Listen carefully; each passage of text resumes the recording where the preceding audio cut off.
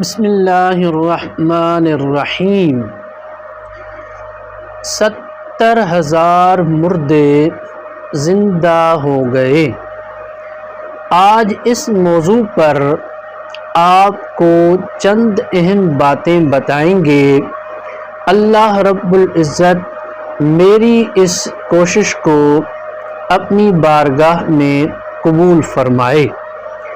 یہ 70,000 لوگ کون تھے اور یہ کیوں مر گئے، آج اس کی مکمل تفصیل آپ کے سامنے رکھیں گے۔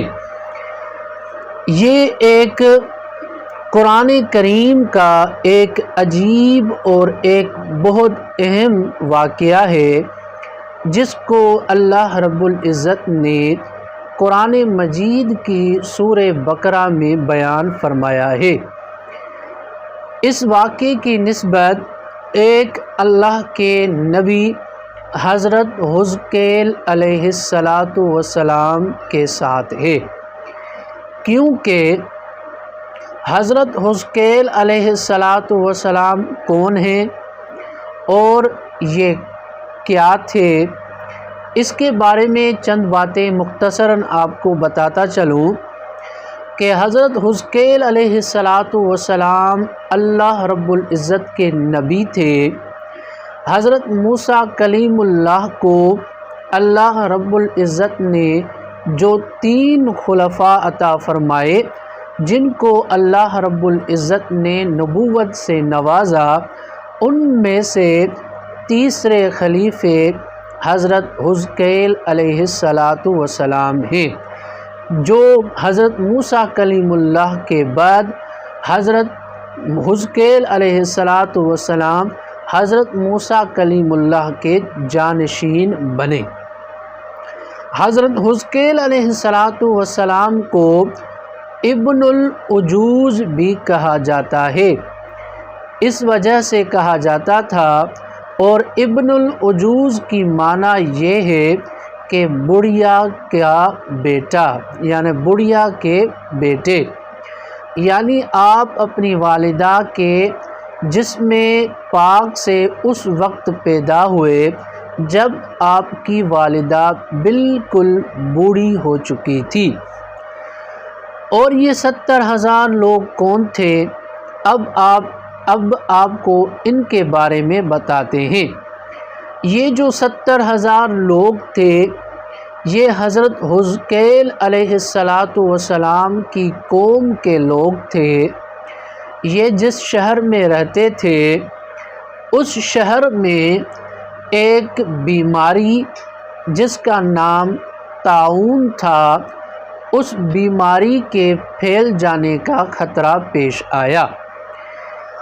یاد رکھیں کہ اس ٹائم میں جو بھی بیماریاں آتی تھیں، علاج وغیرہ بہت زیادہ نہیں ہوتا تھا، تو لوگ مر جاتے تھے۔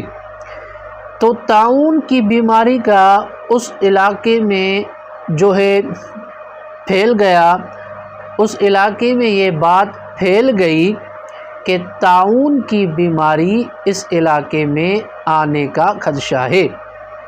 جب یہ بات اس علاقے کے لوگوں کو پتہ چلی تو انہوں نے کہا کہ اگر ہم یہاں پر رہیں گے تو ہم مکمل مر جائیں گے، اس وجہ سے ہم اپنے شہر کو چھوڑ کر کسی اور جگہ پر چلے جائیں، جب تک یہ بیماری چلی جائے گی، جب تک ہوگی تو ہم شہر سے دور ہوں گے تو ہم اس بیماری سے بچ جائیں گے۔ ان لوگوں نے یہ کیا کہ اپنے شہر کو چھوڑ کر ایک جنگل میں جا کر ٹھہرنا شروع کر دیا، اور یہ بات اللہ رب العزت کو بالکل ناپسند آئی۔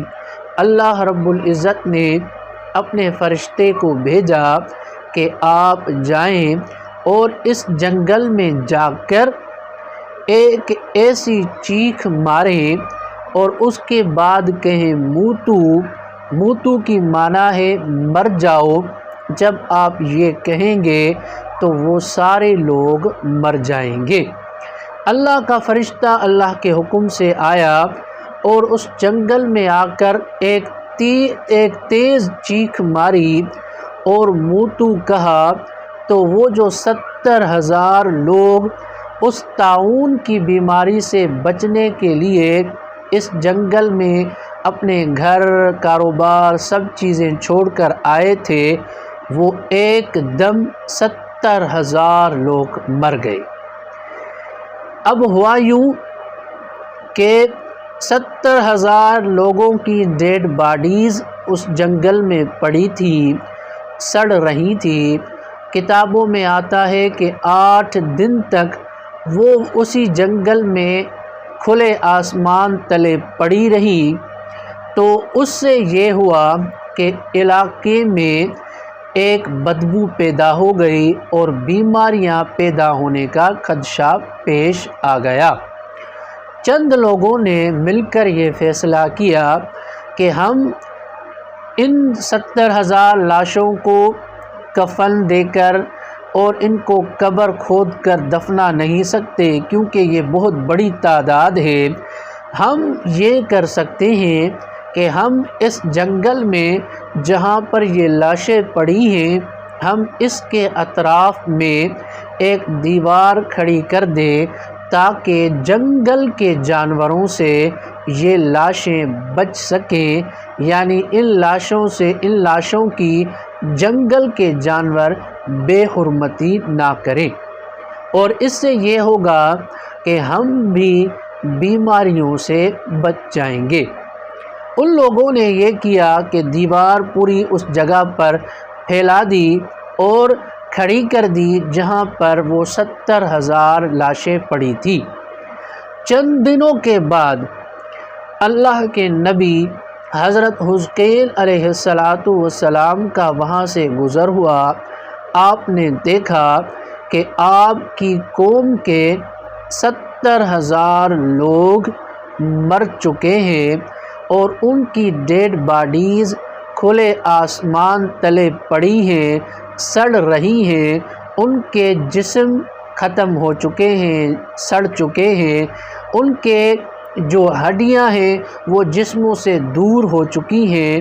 یہ دیکھ کر اللہ کے نبی کو بڑا صدمہ پہنچا اور آپ نے اللہ رب العزت کی بارگاہ میں گڑ گڑا کر یہ دعا کی کہ اے میرے رب، یہ وہ لوگ تھے جو میری قوم کے تھے اور ان سے مجھے بہت پیار تھا اور یہ میرے دکھ اور سکھ میں شریک ہوتے تھے اور یہ آپ کا نام لینے والے تھے۔ اب میرا یہاں پر کون ہے جس سے میں اپنی باتیں کروں گا؟ جب اللہ کے نبی نے یہ دعا کی تو اللہ رب العزت اپنے نبی کی دعا کو رد نہیں کرتا، تو اللہ کے نبی نے اپنے فرشتے کو بھیجا اور کہا کہ اے میرے فرشتے، آپ جا کر حزقیل علیہ السلام کو جا کر کہیں کہ آپ اس طرح سے دعا کریں تو اللہ رب العزت ان لوگوں کو دوبارہ زندہ کر دے گا۔ قرآن کریم میں حضرت حزقیل علیہ السلام کا ذوالکفل کے نام سے بھی ذوالکفل کا نام بھی آیا ہے، اور اس پورے واقعے کو اللہ رب العزت نے سورہ بقرہ میں تفصیل سے بیان فرمایا ہے، جو میں آپ کو آج بتا رہا ہوں۔ پھر اللہ کا فرشتہ آیا، اللہ کے فرشتے نے آ کر اللہ کے نبی کو کہا کہ اے اللہ کے نبی، آپ یہ کہیں کہ اے لاشیں، جو بھی لاشیں پڑی تھیں ان کو کہیں کہ ہڈیاں ملنا شروع ہو جاؤ، یعنی ہڈیاں جڑنا شروع ہو جائیں۔ اور جب اللہ کے نبی نے ان کو کہا کہ اے ہڈیوں، تم ملنا یعنی جڑنا شروع ہو جاؤ، تو اللہ کے نبی کے کہنے کی دیر تھی، وہ جو 70,000 ڈیڈ باڈیز پڑی ہوئی تھی ان کی ہڈیاں جمع ہو کر ایک ڈھانچہ بننا شروع ہو گئی۔ پھر اللہ کے فرشتے نے اللہ کے نبی کو کہا، عرض کیا، اے اللہ کے نبی، اب آپ ان کو کہیں کہ یہ کھڑے بھی ہو جائیں اور ان کے اوپر گوشت بھی چڑھ جائے۔ جب اللہ کے نبی نے یہ کہا تو وہ 70,000 جو مر چکے تھے اب ان کے ہڈیاں مل کر ایک جگہ پر جمع ہو گئی تھی، اب ان کے اوپر گوشت چڑھنا شروع ہو گیا اور وہ کھڑے ہو گئے۔ اور بعد میں اللہ کے فرشتے نے اللہ کے نبی کو عرض کی کہ اے اللہ کے نبی، اب آپ ان کو کہیں کہ اللہ کے حکم سے تم زندہ ہو جاؤ۔ اللہ کے حکم سے اللہ کے نبی نے ان کو کہا تو وہ جو 70,000 ڈیڈ باڈیز تھی، وہ جو لوگ تھے جو مر چکے تھے، وہ دوبارہ زندہ ہو گئے اور اپنے علاقے یعنی اپنے شہر کے طرف چلے گئے۔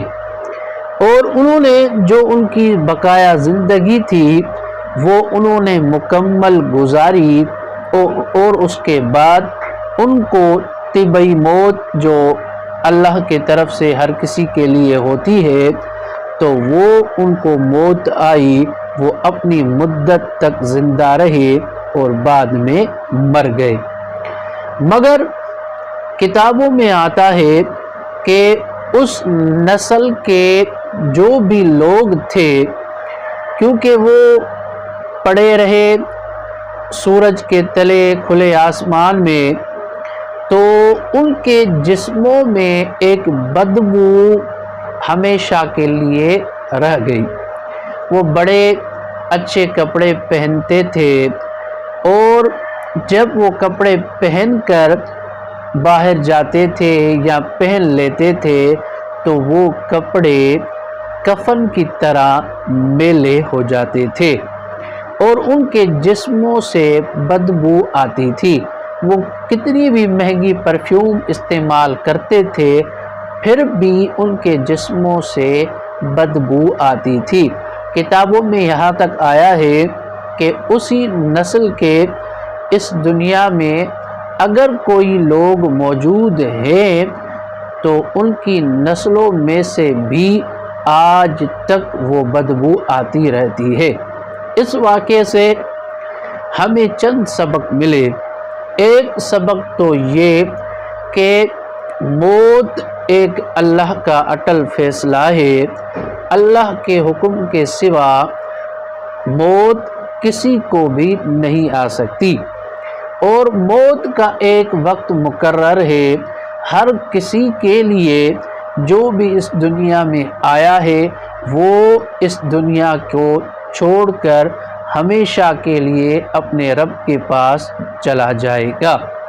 یعنی موت کے ڈر سے آپ اپنے علاقے کو چھوڑ کر کسی دوسری جگہ پر نہ جائیں، کیونکہ موت جس وقت آپ کے مقرر ہوگی آپ کو آ جائے گی، کوئی بھی جگہ آپ کو موت سے محفوظ نہیں کر سکتی۔ اور دوسری، ہمیں چاہیے کہ اللہ کی فرما برداری میں اپنی زندگی بسر کرے، اسی میں ہماری کامیابی ہے۔ اور تیسری یہ کہ اللہ تعالی ہر چیز پر قادر ہے۔ اگر اللہ رب العزت مردوں کو اپنے نبی کے وسیلے سے زندہ کرے تو اس سے کوئی بھی پوچھنے والا نہیں ہے۔ اس واقعے سے چند چیزیں ہم نے سیکھی۔ اللہ رب العزت ہمیں دین اسلام پر چلنے کی توفیق عطا فرمائے۔ وآخر دعوانا ان الحمد للہ رب العالمین۔